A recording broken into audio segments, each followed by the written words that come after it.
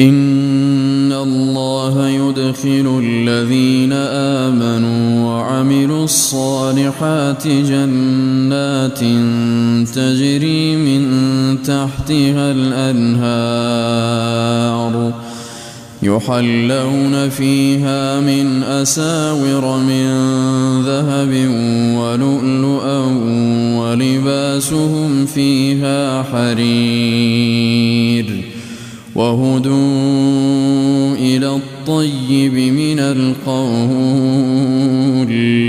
وهدوا إلى صراط الحميد.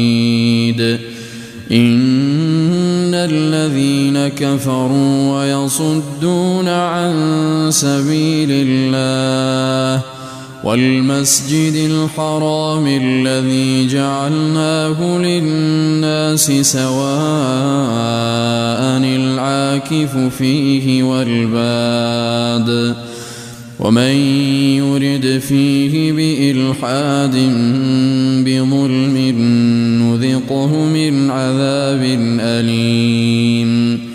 وإذ بوأنا لإبراهيم مكان البيت ألا تشرك بي شيئا وطهر بيتي للطائفين والقائمين والركع السجود. وأذن في الناس بالحج يأتوك رجالا وعلى كل ضامر يأتين من كل فج عميق ليشهدوا منافع لهم ويذكروا اسم الله في أيام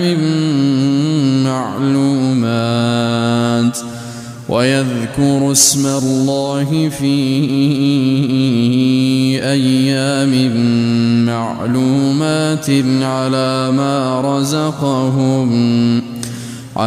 ما رزقهم من بهيمة الأنعام فكلوا منها وأطعموا البائس الفقير. ثم ليقضوا تفثهم وليوفوا نذورهم وليطوفوا بالبيت العتيق.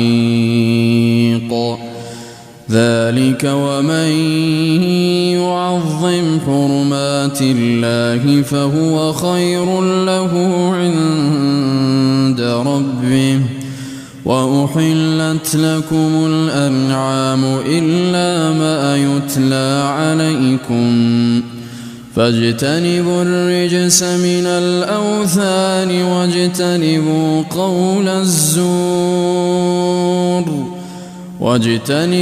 قول الزور حنفاء لله غير مشركين به.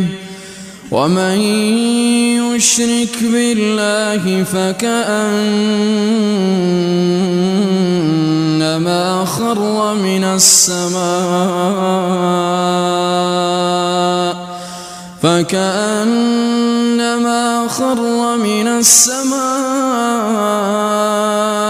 فتخطفه الطير أو تهوي به الريح في مكان سحيق. ذلك ومن يعظم شعائر الله فإنها من تقوى القلوب. لكم فيها منافع إلى أجل مسمى ثم محلها العتيق ولكل أمة جعلنا منسكا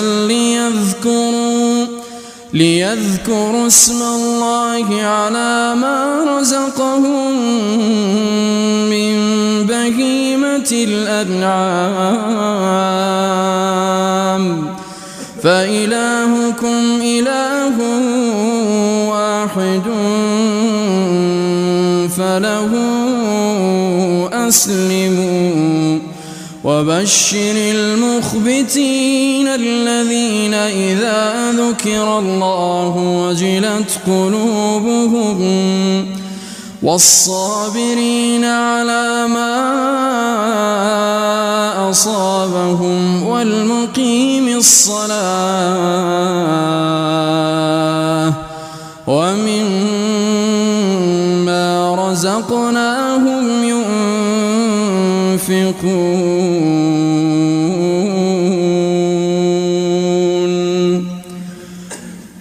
الله